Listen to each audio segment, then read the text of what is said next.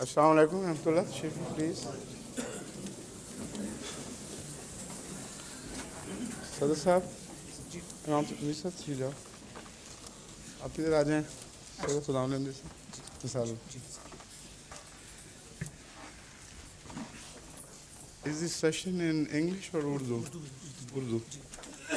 تو عموماً غوری صاحب تو انگریزی بولنے کے لیے آیا کرتے ہو. ٹھیک ہے تو پھر شروع کریں بغیر کسی تکلف کے. تلاوت وغیرہ ہو چکی ہے؟ السلام علیکم.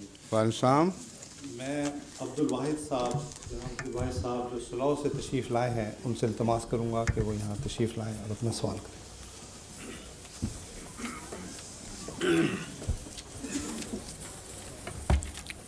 السلام علیکم.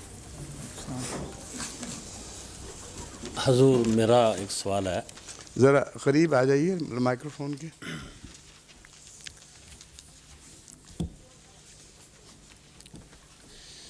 جو اسلام اللہ رب العزت نے وحی کے ذریعے حضور نبی کریم صلی اللہ علیہ وآلہ وسلم تک پہنچایا، ہمارا یقین ہے کہ وہی اسلام حضور نبی کریم صلی اللہ علیہ وآلہ وسلم نے آگے پہنچا دیا. اب ہم تک جو اسلام پہنچا ہے وہ براہ راست حضور نبی کریم صلی اللہ علیہ وآلہ وسلم کے وسیلے سے نہیں پہنچا، مختلف ایجنسیوں کے ذریعے ہم تک پہنچا، جس میں صحابہ کرام یا دیگر جو تابعین ہیں ان کا کردار ہے.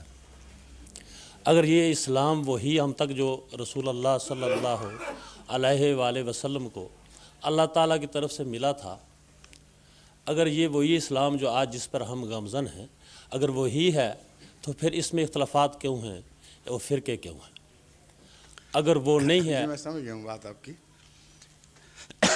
آپ کا جو سوال ہے وہ کچھ مزید واضح کرنا چاہیے. آپ نے جو فرمایا نا کہ براہ راست ہمیں نہیں پہنچا، تو اب 1400 سال تو ہو چکے ہیں. براہ راست آپ کو کیسے پہنچ سکتا تھا؟ بے شک یہ سلسلہ بہ سلسلہ بات آگے بڑھتی ہے. ٹھیک. صرف یہ دیکھا جاتا ہے کہ اس دوران جب کہ بات مختلف زمانوں میں مختلف لوگوں کی وساطت سے آگے بڑھی، اس میں انسانی عمل دخل تو نہیں ہو گیا کہیں. یہ ہے صرف سوال جو اٹھتا ہے. لیکن وہ کتاب جو آن حضرت صلی اللہ علیہ وآلہ وسلم کے زمانے ہی میں تحریر میں آ گئی اور جس پر کثرت سے دوسرے گواہ بھی بن گئے، حفظ بھی کروائی گئی، اور کثرت سے صحابہ حفاظ پیدا ہوئے کہ ایک موقع پر ایک ہی اس میں سریہ میں 70 حفاظ قرآن شہید ہوئے تھے. جس کا مطلب یہ ہے کہ اس وقت رسول اللہ صلی اللہ علیہ وسلم کے زمانے میں صرف تحریر پر اکتفا نہیں کی جاتی تھی بلکہ کثرت کے ساتھ قرآن حفظ کرنے کا رواج تھا. جب حضرت عثمان رضی اللہ تعالیٰ عنہ نے یہ دیکھا کہ بعض قبیلے اپنی قرأت میں قرآن کریم کو کچھ اختلاف سے پڑھ رہے ہیں، تو اس وقت آپ نے جو تحریریں تھیں ان کو اکٹھا کروایا اور حفاظ کی گواہیاں ساتھ لگائیں. اور چونکہ اس زمانے میں اعراب نہیں لگا کرتے تھے، زیر زبر پیش وغیرہ، اس لیے اس کی ضرورت پیش آئی کہ حفاظ کی مدد سے قرآن کریم کی قرأت کے متعلق قطعی طور پر فیصلہ کر لیا جائے. یہ وہ قرأت تھی جس کو آن حضرت صلی اللہ علیہ وآلہ وسلم کی تائید حاصل تھی. یعنی آپ نے جس طرح جبرائیل سے سنا وہ اس طرح تھا. اس کو مصحف عثمان کہا جاتا ہے. بس جو مصحف عثمان ہے وہ بین ہی وہی ہے جو آن حضرت صلی اللہ علیہ وآلہ وسلم نے بیان فرمایا کہ اس طرح جبرائیل نے مجھے اللہ کا پیغام پہنچایا. سمجھ گئے ہیں؟ اس لیے جو واسطے پڑے ہیں بعد میں وہ واسطے صرف ایسے ہیں جیسے ایک کتاب کے ری پرنٹ ہو رہے ہوں، اور ری پرنٹ کے واسطے چاہے لاکھ ہو جائیں اس سے فرق ہی نہیں پڑتا، اثر اسی طرح رہتا ہے. اب رہا اختلاف کا مسئلہ، تو قرآن کریم کے متعلق جو اس وقت امت میں اختلاف پائے جاتے ہیں، ان اختلافات کی بنیاد اس بات پر نہیں ہے کہ بعض کہتے ہیں قرآن کریم یہ ہے اور بعض کہتے ہیں وہ ہے۔ ان اختلافات کی بنیاد انہی آیات پر جن کو سب قرآن کی آیات تسلیم کرتے ہیں ان کے معنی سمجھنے میں ہے، اور معنی سمجھنے کا اختلاف جو ہے یہ ایک سلسلہ جاری رہتا ہے۔ یہ تو صرف الہی کلام سے نہیں، دنیا میں مصنفین کے کلام سے بھی ان کی وفات کے بعد، شعراء کے کلام سے ان کی وفات کے بعد اختلاف شروع ہو جاتا ہے کہ ان کا یہ مطلب تھا یا یہ مطلب تھا۔ تو جہاں تک معنوی اختلاف کا تعلق ہے، اس کی وجہ یہ ہے کہ انسان ایک پہلو سے غور کرتا ہے تو اسے ایک معنی سمجھ آتے ہیں، ایک اور انسان کسی اور پہلو سے غور کرتا ہے تو اسے کچھ اور معنی سمجھ آتے ہیں۔ یہ اختلافات جو ہیں یہ اعتقادی یا فہم کے اختلافات سے تعلق رکھتے ہیں۔ کچھ اختلافات ہیں فقہی، ان کا قرآن کی آیات کے اختلاف یا سمجھنے کے اختلاف سے زیادہ ان روایات سے تعلق ہے جو آن حضرت صلی اللہ علیہ وآلہ وسلم کی طرز عبادت اور اسلام کو سمجھنے کے بعد اس کی تشریحات سے تعلق رکھتی تھیں۔ وہ بھی ایک وسیع مضمون ہے کہ وہ کیوں اختلاف پیدا ہوئے۔ بس یہ لازم تھا کہ محمد رسول اللہ صلی اللہ علیہ وآلہ وسلم کے وصال کے بعد جوں وقت گزرتا امت میں کچھ اختلاف ضرور پیدا ہوتے، قرآن کی تبدیلی کی وجہ سے نہیں بلکہ اس کو سمجھنے کے اختلاف کی وجہ سے، یا اعمال بجا لانے کی طرز کے تعلق میں۔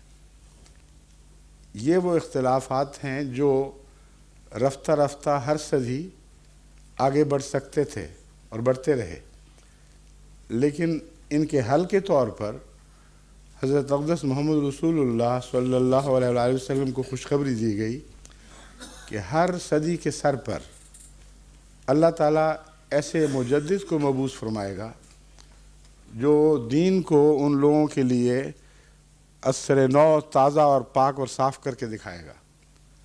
چنانچہ تمام اہم امور پر جن میں اختلاف کچھ سنگین ہوتے نظر آتے تھے، مجددین نے بہت بڑی خدمت سر انجام دی ہے، اور ہر صدی پر کسی نہ کسی ایسی اعتقادی غلطی کے تعلق میں مجددین نے بڑی غیر معمولی خدمت سر انجام دی، اور اس طرح اسلام کو پاک اور صاف رکھنے میں مجددیت نے ایک بہت بڑا کردار ادا کیا۔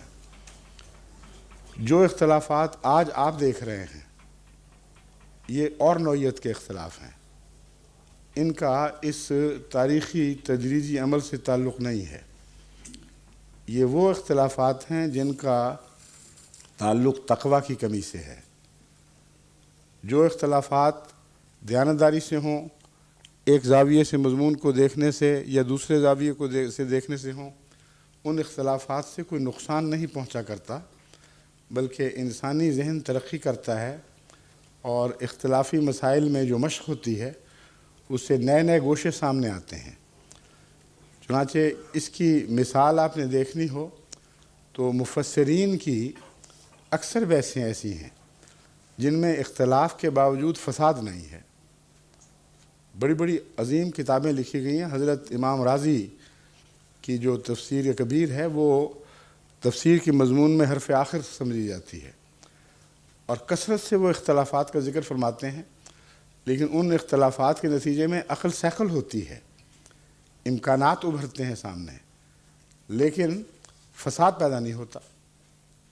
آپ کو جو اختلاف تکلیف دہ محسوس ہو رہا ہے وہ آج امت کا ایسا اختلاف ہے جس نے امت کو پارا پارا کر دیا ہے، جس نے ملی وحدت کو توڑ دیا ہے، اور اختلاف وہ ہے جو دراڑیں بن گیا ہے۔ بعض دفعہ عمارتیں جب پرانی ہوں تو سطحی لکیریں پڑتی ہیں، چونے اور پلستر کے اوپر کچھ لکیریں ظاہر ہوتی ہیں، اس سے نقصان نہیں ہوا کرتا عمارت کو، پینٹ کر دو دوبارہ تو صاف ہو جاتی ہیں، لیکن اگر وہ گہری ہوں، بنیادی ہو جائیں، تو پھر وہ دراڑیں جو اوپر سے چلتی ہیں وہ نیچے تک اتر جاتی ہیں، اور اس صورت میں پھر یا تو غیر معمولی اصلاحی کام کی ضرورت پیش آتی ہے، یا پھر عمارت کو عدم قرار دے کر متروک کر دیا جاتا ہے۔ یہ جو اختلاف ہے اس قسم کا، یہ پہلی امتوں میں ہمیں ملا تبھی شریعتیں بدلیں، لیکن قرآن کریم نے یہ خوشخبری دی کہ قرآن کریم کی تعلیم چونکہ بذات خود محفوظ رہے گی، اس لیے ایسا اختلاف دائمی طور پر امت میں پیدا نہیں ہوگا جو قرآن کو متروک کرنے پر مجبور کرے۔ یہ کتاب حفاظت یافتہ ہے اور حفاظت کر سکتی ہے۔ اس خوشخبری کے نتیجے ہی میں مہدویت اور مسیحیت کا تصور سامنے آتا ہے۔ ایک عرصے تک امام جو مجددین تھے وہ اختلافات کا حل کرتے رہے، لیکن جب ایسی نوعیت آ گئی کہ مسلمان سے ایسے لڑ پڑا گویا ایک امت کا جز نہیں رہے، تو یہ قطعی بات ہے کہ یہ اختلاف بنیاد کو پھاڑ نہیں سکا، یعنی قرآن وہی رہا ہے، قرآن میں کوئی تبدیلی نہیں کر سکا۔ بس قرآن کی بنیاد پر اثر نو اوپر کے خطرناک اختلافات کو دور کرنا، یہ جس امام کے سپرد اللہ تعالیٰ نے فرمانا تھا، اسی کا نام مہدی ہے اور اسی کا نام مسیح ہے۔ اس کا ثبوت احادیث میں یوں ملتا ہے کہ جہاں مہدی اور مسیح کے آنے کی غرض و غایت بیان فرمائی ہے، وہاں اس کا حکم عدل ہونا بیان فرمایا ہے، یعنی مہدی بھی حکم عدل بیان کیا گیا ہے اور مسیح کو بھی حکم اور عدل بیان کیا گیا ہے۔ اور اس کی تشریح میں رسول اللہ صلی اللہ علیہ وسلم فرماتے ہیں کہ وہ امت کے اوپر انصاف کی کرسی پر بیٹھے گا اور اللہ تعالیٰ سے حاصل کردہ ہدایت کی روشنی میں ان کے اندر اختلافات کو حل کرے گا، اور اثر نو اسلام کے ایک نئے مؤثر تحریک بننے میں وہ ایک بہت اہم کردار ادا کرے گا۔ یہ وہ مضمون ہے جو اختلافات کا ہے۔ بس اختلافات کی جو موجودہ صورت ہے اس کا قرآنی اختلاف سے تعلق نہیں ہے، اس کا تعلق اس رکھنے سے ہے جسے ہم تقویٰ کی کمی کہتے ہیں۔ جب تقویٰ کی کمی پیدا ہو جائے تو وہ اختلاف جو پہلے بزرگ ایک بڑے حوصلے سے ایک دوسرے کے برداشت کرتے رہے، وہ اختلاف برداشت کرنے کا حوصلہ اٹھ جاتا ہے، پھر کفر کے فتوے، پھر دائرہ اسلام سے خارج ہونے کے فتوے چلتے ہیں، پھر ایک فرقہ دوسرے فرقے کے خون کو مباح قرار دیتا ہے، اس کا قتل جائز ہے، پھر یہ معاملہ آگے بڑھ کر یہاں تک فتوے جاری کیے جاتے ہیں کہ یہ فرقہ اگرچہ مسلمان کہلاتا ہے مگر سکھوں، ہندوؤں، یعنی معاف کرنا میں سکھوں کا لفظ اس لیے بول رہا ہوں کہ ہمارے سامنے ایک سکھ بزرگ بیٹھے ہوئے ہیں، اس کی تائید میں نہیں میں کہہ رہا، میں بتا رہا ہوں کہ جب یہ فکریں پڑھیں گے تو اس کے پس منظر ان کو علم ہو۔ قرآن یہ تعلیم نہیں دے رہا جو وہ باتیں کرتے ہیں، مگر یہ باتیں ان کے جھوٹے ہونے کی ثبوت ہے۔ وہ کہتے ہیں وہ لوگ جو کتاب پر ایمان لے آئے، جو محمد رسول اللہ صلی اللہ علیہ وسلم پر ایمان لے آئے، ان کا چونکہ یہ عقیدہ ہماری اس تشریح کے خلاف ہے جو ہم قرآن کی سمجھتے ہیں، اس لیے ان کا ایمان سکھوں، ہندوؤں، مشرکوں، عیسائیوں، یہودیوں اور سب سے بدتر ہے۔ یعنی اسلام اگر کہیں ان کو دکھائی دیتا ہے تو اسلام سے باہر دکھائی دیتا ہے، اور اسلام کے اندر ہر فرقہ دوسرے فرقے کو اسلام سے اس طرح بے تعلق دیکھتا ہے جیسے اس کا دور کا بھی اس سے تعلق نہیں رہا، جبکہ جو باہر کے دائرے میں رہنے والے لوگ ہیں وہ ان کو نسبتاً زیادہ مسلمان دکھائی دینے لگتے ہیں۔ یہ وہ افتراق ہے جو ملت واحدہ کو پارا پارا کر دیتا ہے۔ ایسے افتراق کے وقت حضرت اقدس محمد رسول اللہ صلی اللہ علیہ وسلم کے ارشاد کے مطابق مسیحیت کی ضرورت پیش آتی ہے، مہدویت کی ضرورت پیش آتی ہے۔ الہی مدد کے بغیر، اللہ تعالیٰ سے رہنمائی حاصل کیے بغیر یہ اختلافات از خود حل نہیں ہوا کرتے۔ اس مضمون کو ظاہر فرمانے کے لیے آن حضرت صلی اللہ علیہ وآلہ وسلم نے یہود کی مثال دے کر ہمیں سمجھایا۔ آپ نے فرمایا ایک ایسا زمانہ آئے گا جب کہ میری طرف منسوب ہونے والی امت یہود کے اسی طرح مشابہ ہو جائے گی جیسے ایک جوتی دوسری جوتی کے برابر ہوتی ہے، اور جو اگر وہ 72 فرقوں میں بٹے تھے تو یہ امت بھی 72 فرقوں میں بٹ جائے گی۔ یہ بیان کرنے کے بعد ساری حکمت واضح فرما دی کہ جب یہود 72 فرقوں میں بٹ چکے تھے تو جو ان کا آسمانی علاج کیا گیا ویسے ہی آسمانی علاج اس امت کا ہوگا تو بچے گی، اور وہ آسمانی علاج کیا تھا؟ مسیحیت۔ جب 72 فرقوں میں بٹ چکے، جب بظاہر ان کی تقدیر لکھی جا چکی، زندگی کی رمق باقی نہیں رہی، تب مسیح پیدا ہوئے، اور انہی میں سے پھر سب کو اکٹھا مولڈ کر کے نہیں بلکہ ان میں سے نیک اور متقی لوگوں کو باہر نکالا اور تقوی کی تعلیم دے کر ان کو اثر نو ایک امت میں تبدیل کرنا شروع کیا۔ امت موسیٰ کی تھی، اس میں کوئی تبدیلی نہیں ہوئی۔ یہ خیال غلط ہے کہ عیسیٰ علیہ السلام نے الگ امت پیدا کی ہے۔ عیسیٰ علیہ السلام تو کہتے ہیں کہ میں تو کتاب کا ایک شوشہ بھی تبدیل کرنے نہیں آیا، اور یہی وہ تعلیم ہے جو آپ کے بھائی یعقوب نے آپ سے سمجھی، اور جیمز کہلاتے ہیں جو، انہوں نے آپ سے سمجھی، آپ کے 12 حواریوں نے آپ سے سمجھی، اور ان حواریوں نے اپنا تعلق یہودی مذہب سے یا انجیل تورات سے نہیں توڑا۔ وہ جانتے تھے کہ مسیحیت ایک نیا مذہب نہیں ہے بلکہ پہلے مذہب کا تسلسل ہے، اس میں روحانیت کو واپس لایا گیا ہے جس کا فقدان ہو گیا تھا۔ بس بعد کے عیسائیوں نے اگر سینٹ پال کی پیروی میں یہودیت سے اپنا تعلق کاٹا ہے تو اس میں مسیح اور ان کے حواریوں کا کوئی قصور نہیں ہے۔ آپ عیسائیت کی تاریخ پڑھ کے دیکھ لیں، آج بھی تمام محققین عیسائی اس بات پر متفق ہیں کہ وہ لیڈرشپ جو مسیح نے پیچھے چھوڑی تھی، وہ مسلسل اس بات پر اصرار کرتے رہے کہ حضرت مسیح کو نیا مذہب نہیں لائے بلکہ پہلے مذہب ہی کی تجدید فرمائی ہے، اور کوئی تبدیلی، کوئی شوشہ بھر بھی تبدیلی نہیں کی۔ اس لیے وہ کلیتاً موسوی مذہب کی پیروی کے اندر رہتے ہوئے حضرت مسیح کے تابع ہوئے۔ جو بعد میں رو چلی ہے وہ سینٹ پال کا مذہب ہے، اور انہوں نے عیسائیت کی شکل ہی بالکل بدلا دی۔ بس میں آپ کو اس حوالے سے بتا رہا ہوں، جب رسول اللہ صلی اللہ علیہ وسلم فرماتے ہیں تو آپ سینٹ پال کی بات نہیں کر رہے، آپ حضرت عیسیٰ علیہ السلام کی اور ان حواریوں کی بات کر رہے ہیں جنہوں نے عیسیٰ سے تربیت پائی تھی۔ آپ فرماتے ہیں ویسا ہی دور شروع ہوگا اور مسیح نازل ہوگا۔ بس نزول مسیح کی یہ حقیقت ہے، اور ہمارے نزدیک امت کے اختلاف دور کرنے کے لیے وہی علاج جو پہلے کارگر ثابت ہو چکا ہے اس کا اعادہ ضروری تھا۔ بس اگر بیماری یہودیت ہے جیسے کہ رسول اللہ صلی اللہ علیہ وسلم نے فرمایا تو علاج مسیحیت ہے۔ اب آگے یہ بحثیں چلیں گی کہ پرانا مسیح واپس آئے گا یا امت محمدیہ میں مسیح پیدا ہوگا۔ میں اس سوال کو ابھی نہیں چھیڑتا ہوں کہ بہت سے لوگوں نے سوال کرنے ہوں گے، مگر آپ نے جو اختلاف کی بات کی تھی میں نے اس کی اختصار کے ساتھ تاریخ بیان کر دی ہے اور نوعیت پر روشنی ڈالی ہے۔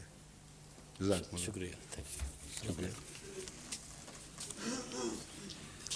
اب میں جناب اصغر مغل صاحب سے جو کرولے سے تشریف لائے ہیں درخواست کروں گا کہ وہ اپنا سوال پیش آواز پھٹ رہی ہے، اس کو بھی دور کر دوں۔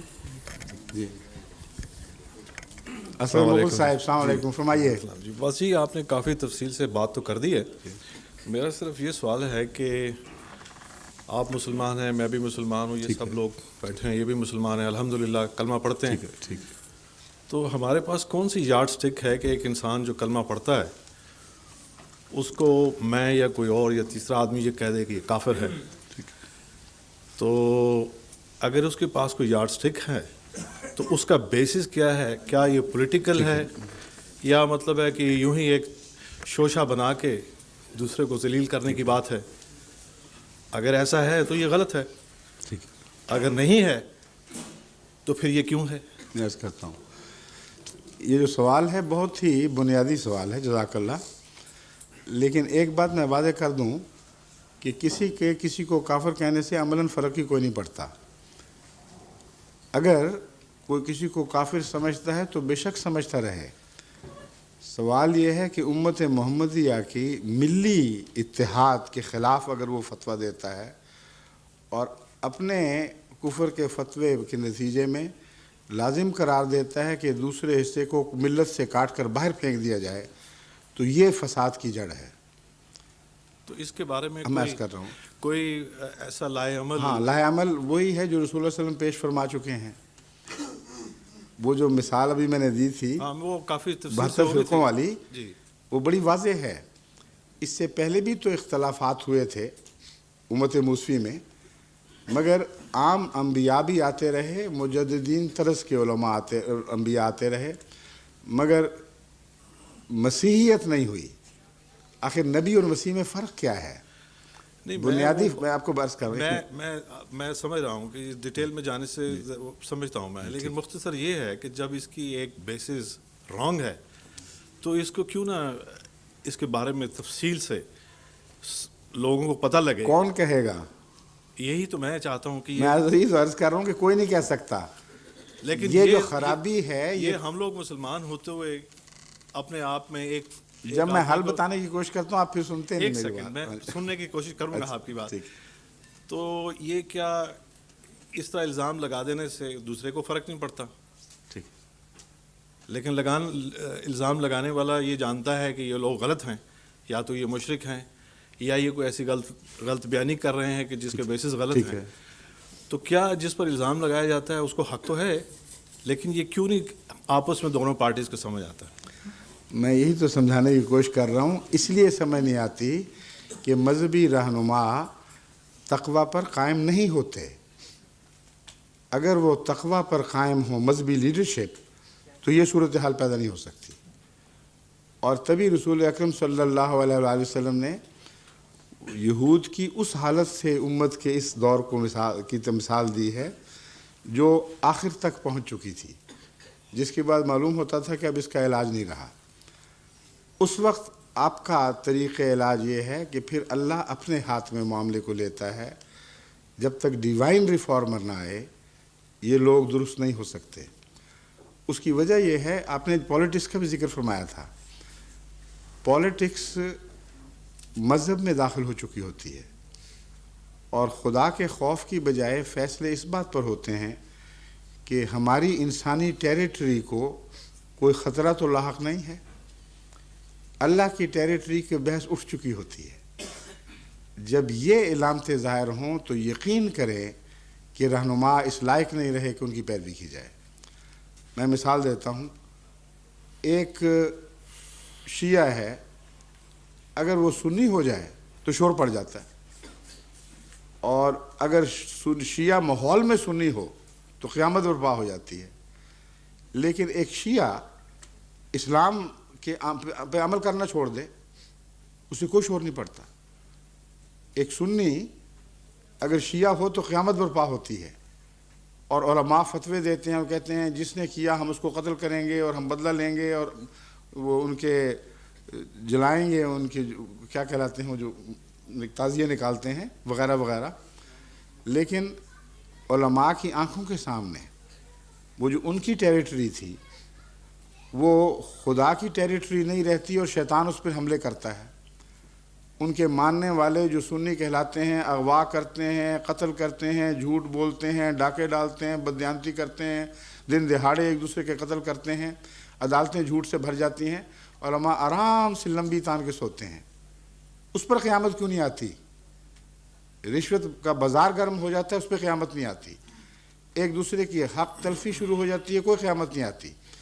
تو اس کا مطلب یہ ہے کہ دراصل وہ امت کے جو مختلف ٹکڑے ہیں ان کے سردار ان کو اپنی ٹیریٹری سمجھتے ہیں، اور اسی کا نام سیاست ہے۔ ٹیریٹری کے اندر کوئی چیز رہے اور اس سے باہر نہ نکلے تو کوئی قیامت نہیں آتی۔ جب ٹیریٹوریل نقصان شروع ہو اس وقت سیاست میں قیامت آیا کرتی ہے۔ یہی سیاست کا حال ہر جگہ دنیا میں موجود ہے۔ انگریزوں کے ملک کا ایک چپا بھی کوئی اور چیز قوم لینے کی کوشش کرے تو رد عمل ہوگا، یہاں تک کہ فوکلینڈ آئلینڈ تک رد عمل ہو گیا۔ لیکن اندرونی حالتیں جب بگڑتی ہیں تو سیاست کو کچھ نہیں ہوتا، اقدار چھوڑ دیں، ظلم شروع ہو گئے۔ بالکل یہی شکل جب مذہب کی ہو جائے تو اس کو مذہب کیسے کہہ سکتے ہیں؟ وہ سیاست بن چکا ہوتا ہے۔ اگر خدا سے محبت ہو تو خدا کے بندے جب خدا کو چھوڑ کر شیطان کے بندے بن رہے ہوں، اس وقت علماء کے دل میں ایک تہلکہ برپا ہو جانا چاہیے۔ ہماری آنکھوں کے سامنے یہ نقصان ہو رہا ہے۔ بس جب آن حضرت صلی اللہ علیہ وآلہ وسلم کے زمانے میں کوئی بے دینی کی حرکت کرتا تھا اس کو اہمیت دی جاتی تھی، لیکن مرتد ہوتے تھے، آئے دن لوگ آتے تھے اور چلے جاتے تھے، اس پر کوئی تلوار نہیں اٹھتی تھی۔ قرآن کریم ان گواہیوں سے بھرا پڑا ہے، فرماتا ہے کہ روزانہ آنے والے آتے ہیں، صبح کہتے ہیں ہم ایمان لے آئے اور شام کو کہتے ہیں ہم واپس اپنے پہلے مذہب کی طرف لوٹ رہے ہیں۔ اس قرآنی گواہی کے باوجود ایک بھی گواہی نہیں کہ ایسے لوگوں کو قتل عام کا حکم ہوا ہو۔ لیکن جہاں جھوٹ بولا جاتا تھا، جہاں فسق و فجور ہوتا تھا، وہاں حضرت اقدس محمد رسول اللہ صلی اللہ علیہ وآلہ وسلم کی عدالت لگتی تھی، ان کی اصلاح کے لیے کاروائیاں کی جاتی تھیں۔ یہ تقویٰ اور دین ہے۔ جو آج آپ دیکھ رہے ہیں وہ تقویٰ اور دین نہیں ہے، وہ صرف سیاست ہے۔ تو مطلب ہے کہ چانسز نہیں ہیں۔ ایک چانس ہے جس کو رسول اللہ صلی اللہ علیہ وسلم نے بیان فرمایا ہے۔ اب اپنے آپ کو ماضی میں یہودیت کی اس دور کی طرف منتقل کر کے دیکھیں کہ مسیح ابھی نہیں آئے، اس وقت آپ کا فتویٰ یہی ہوتا جو آج آپ دے رہے ہیں۔ لیکن آن حضرت صلی اللہ علیہ وآلہ وسلم کا زمانہ ختم نہیں ہوا، آپ کا زمانہ قیامت تک ہے۔ اس لیے قیامت تک کی اہم خبریں خدا تعالیٰ نے آپ کو عطا فرمائیں۔ ان خبروں میں ایک خرابی کی خبر بھی تھی جو میں نے بیان کی، ان خبروں میں اس کی اصلاح کی بھی ایک صورت تھی۔ چنانچہ آپ ایسی تمام احادیث کا مطالعہ کر کے دیکھیں، کہیں اشارتاً بھی آپ کو یہ بات نہیں ملے گی کہ جب یہ حالت ہو جائے افتراق کی تو علماء اکٹھے ہوں گے اور سر جوڑ کر کوئی تدبیر کریں گے، یا عوام الناس کوئی ترکیب سوچیں گے، یا مسلمانوں کو تیل کی دولت عطا ہو جائے گی اور اس دولت کے ذریعے سے وہ کچھ اصلاحی کارروائی کریں گے۔ اشارتاً بھی کہیں نہیں ملتا ذکر۔ جب بھی علاج کی بات فرمائی ہے آپ نے مسیح کی بات کی ہے اور مہدی کی بات کی ہے۔ تو جو امت کا مالک ہے اس کی بات سنے بغیر اپنی طرف سے آپ ہزار تجویزیں کر لیں، کوئی کامیاب نہیں ہو سکتی۔ صرف فیصلہ یہ کرنا ہے کہ وہ مہدی جس کا وعدہ کیا کہ وہ آیا کہ نہیں آیا، وہ مسیح جس کی پیشگوئی فرمائی گئی ہے وہ آیا کہ، یہ دو فیصلہ کن باتیں ہیں۔ اگر وہ نہیں آئے تو پھر کچھ نہیں ہو سکتا۔ نہیں، میرا اس سے یہ تعلق نہیں ہے کہ وہ مسیح آئے یا نہیں آئے۔ پھر آپ کا تعلق نہیں تو پھر سوال کیوں کر رہے ہیں مجھ سے؟ میرا مقصد نہیں، تعلق سے میرا مطلب میں اس بحث میں نہیں پڑھنا چاہتا۔ میرا صرف یہ مقصد یہ ہے کہ ہم لوگ سب مسلمان ہیں، جتنے یہاں لوگ سب بیٹھے ہیں الحمدللہ۔ آپ کو کس طرح پتہ چلا؟ میں اس لیے کہ یہ جو احمدیت کو جو کہتے ہیں کہ یہ مسلمان نہیں ہیں، میں اس محفل میں آیا ہوں تو میں سمجھتا ہوں مسلمان ہوں۔ نہیں، یہ بات نہیں ہے، میری بات سن لیجیے۔ اسلام کی تعریف کیا ہے؟ انما المومنون اخوہ، ایک تعریف یہ ہے جو قرآن کریم میں بیان ہوئی ہے۔ دل کی باتیں اور عقائد کی باتوں میں اگر آپ پڑھ کر یہ اختلاف حل کرنے کی کوشش کریں گے تو یہ ایک ایسا جھگڑا ہے جس کو آپ کبھی طے نہیں کر سکتے۔ مگر قرآن کریم نے جو کھلی علامتیں بتائی ہیں وہ بغیر تعلیم کے ہر کس و ناقص معلوم کر سکتا ہے۔ وہ ان میں سے ایک یہ ہے، انما المومنون اخوہ، مومن بھائی بھائی ہوتے ہیں۔ اور بھائی بھائی کی تعریف رسول اللہ صلی اللہ علیہ وسلم نے کیا فرمائی؟ آپ نے فرمایا ایسے بھائی ہوتے ہیں جیسے ایک بدن ہو، اگر پاؤں کی انگلی کے کنارے پر بھی کوئی تکلیف پہنچے تو سارا بدن بے قرار ہو جاتا ہے۔ یہ روح اسلام ہے۔ آج ہے؟ یہی تو میں بھی سوال کر رہا ہوں کہ آپ نہیں کر رہے، آپ کہہ رہے ہیں مسلمان. میں کہتا ہوں چلے قرآن مسلمان نہیں ہے میرا قرآن کی روح سے آپ دیکھیں تو مسلمان نہیں رہتے. یہی تو جھگڑا ہے. اسلام تقوی کے بغیر نہیں رہ سکتا. چلے ٹھیک ہے جی، بس میرا نہیں چلے کی بات نہیں. واقعہ یہ ہے کہ تقوی کے بغیر اسلام ایسا ہے جیسے مٹی کا مادو بنا دیں اور کہیں آدمی بن گیا. شکل صورت میں آدمی ہو سکتا ہے. آپ یہ کہہ سکتے ہیں کہ اس وقت ہم شکل صورت میں اور عقائد کے لحاظ سے مسلمان دکھائی دیتے ہیں، مگر قرآن نے ان انسانوں کی جو تعریف بیان فرمائی، جس کی تشریح رسول اللہ صلی اللہ علیہ وسلم نے فرمائی، وہ عالم اسلام سے مفقود ان کو غیر مسلم قرار دے دے تو اتنی بڑی دیوار حائل ہو جائے گی ان کے ارد گرد کہ کوئی مسلمان سوچ بھی نہیں سکتا کہ اس دیوار کو پھلانگ کر پھر احمدیت میں داخل ہو. یہ بہت صحیح تجزیہ آپ نے فرمایا ہے. یہ دیکھنے کی وجہ، ان کا یہ مقصد نہیں کہ خدمت خلق نہ ہو، ان کا مقصد یہ ہے کہ ایک ایسی جماعت جس کے اندر کردار ایسا پیدا ہو چکا ہے جو اپنے کردار سے کھینچتی ہے، اور کوئی حل ہمارے پاس نہیں ہے اس کی جو نشو و نما ہے اس کو روک سکیں. اس پر وہ دیواریں کھڑی کرتے رہے، پہلے چھوٹی پھر اور بڑی. پھر انہوں نے دیوار یہ بنائی کہ غیر مسلم قرار دے دو. وہ بھی فیصلہ ہو گیا. جب غیر مسلم قرار دینے کا فیصلہ ہوا تو یہ بھٹو صاحب کے دور میں 84 کی بات ہے، 74 کی بات ہے. 74 سے لے کر جو بعد کے 10 سال آئے ہیں انہوں نے احمدیت کی رفتار کو تیز تر ہوتے ہوئے دیکھا ہے. یہاں تک کہ وہ جب 84 میں فیصلہ ہو رہا تھا حکومت کی طرف سے، یعنی کارروائیاں مکمل ہو رہی تھیں، تو اپریل کے آخری دنوں میں میں اسلام آباد تھا اور مجھے بھنک پڑ چکی تھی کہ کچھ ہونے والا ہے. تو میں وہاں پہنچا ہوا تھا معلوم کرنے کے لیے قریب سے کہ آخر یہ کیا کھچڑی پک رہی ہے. اس وقت حکومت کے لیے مسئلہ یہ تھا کہ میری مجلس سے سوال و جواب میں آنے کے لیے پشاور تک سے ٹرک اور بسیں بھر بھر کے آ رہی تھیں، اور اسلام آباد سے دور دور تک 100 200 میل سے لوگ یہ پتہ کر کے کہ امام جماعت احمدیہ وہاں پہنچا ہوا ہے اور اس کی مجلس میں ہر ایک کو کھلا سوال کرنے کی اجازت ہے. علماء بھی آ رہے تھے اور دوسرے بھی آ رہے تھے. اب یہ بات آن ریکارڈ ہے کہ حکومت نے دفعہ 144 لگا کر ان لوگوں کے رستے روکے اور کہا کہ ان کو یہاں پہنچنے کی اجازت نہیں ہے. اگر ہم باطل تھے تو ان کو چاہیے تھا کہ علماء بیچ میں داخل کرتے اور وہ کھلے سوال کر کے اس مجلس میں جس میں پابند تھا سب کو جواب دینے کا، اس میں ہمیں جھوٹا ثابت کرتے. یہ آن ریکارڈ بات ہے. یہ تو حکومت کے جو ریکارڈ ہیں ان کو کوئی اب تبدیل نہیں کر سکتا ہے، تاریخ کا حصہ بن چکے ہیں.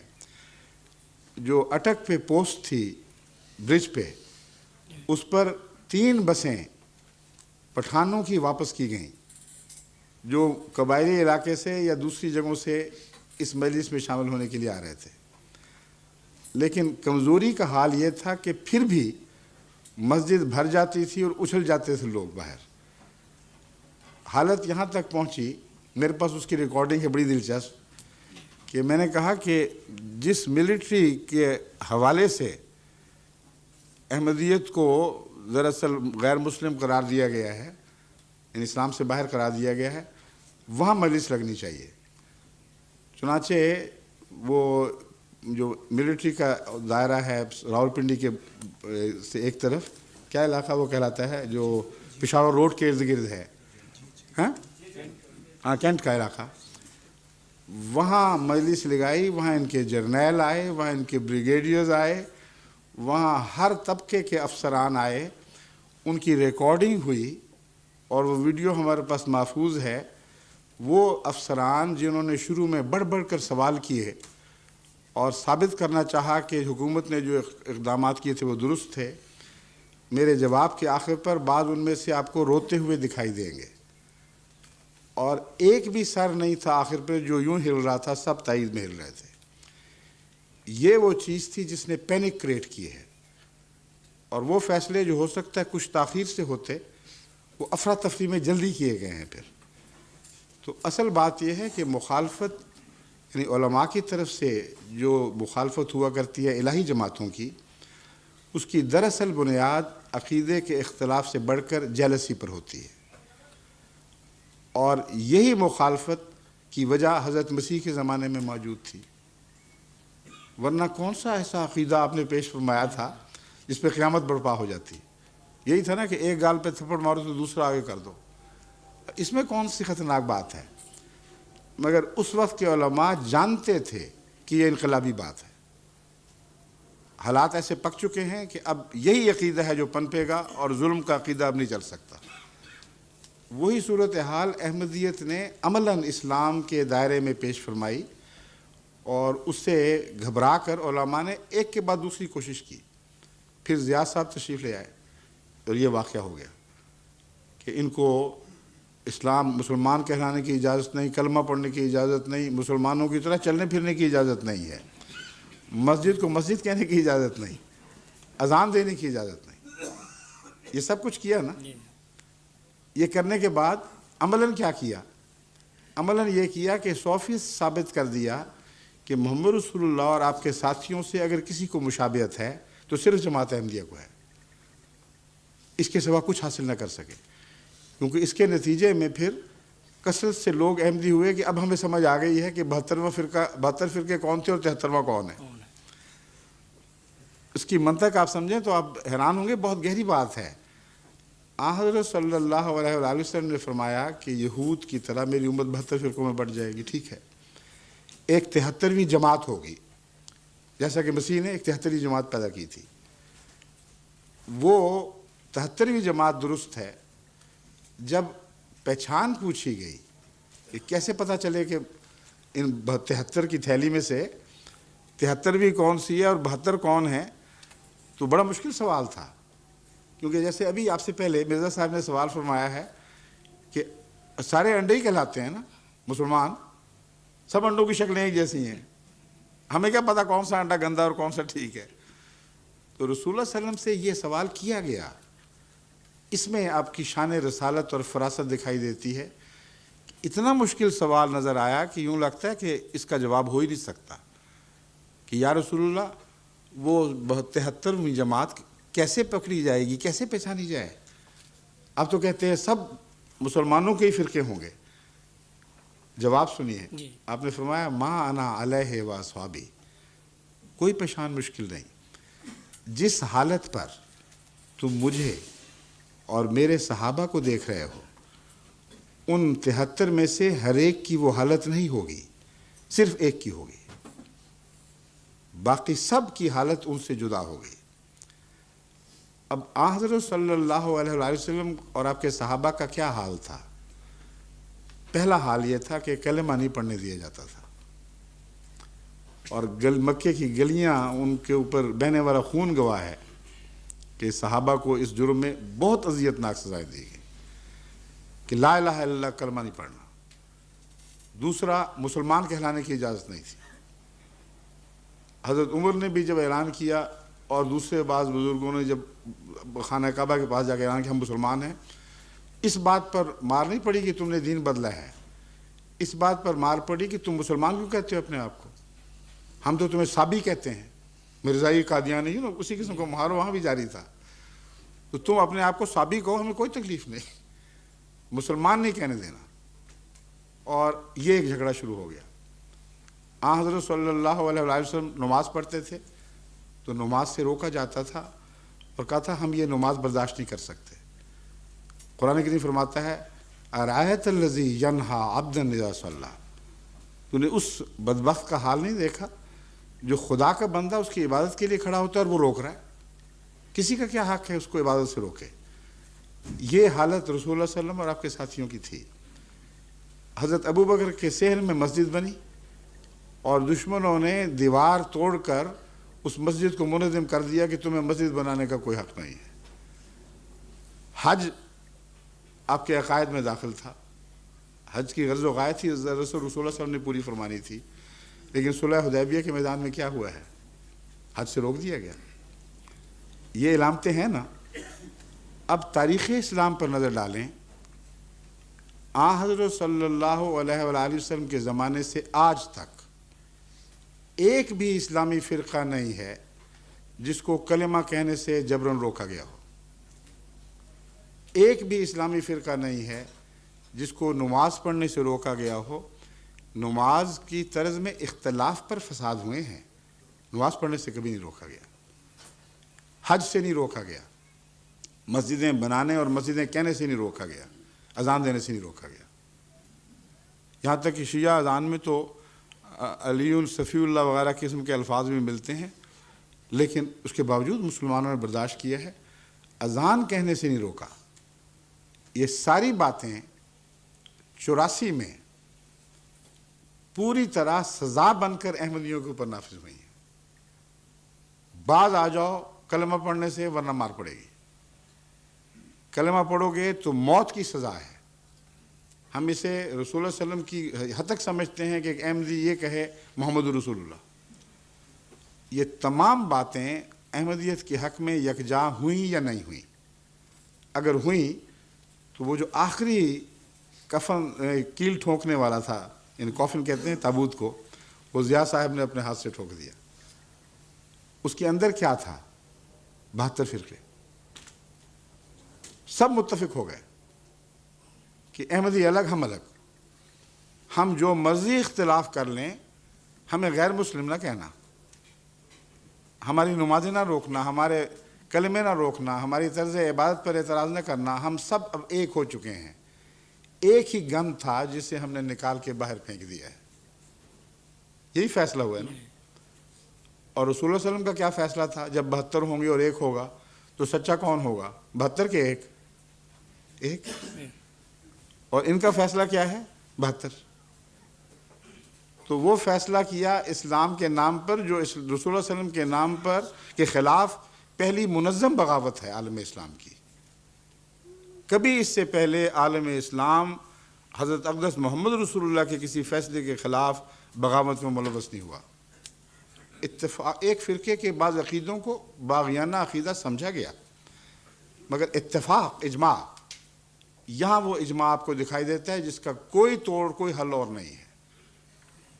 تمام فرقوں نے فیصلہ کیا کہ جماعت احمدیہ دائرہ اسلام سے خارج ہے، اور صرف یہی دائرہ اسلام سے خارج ہے۔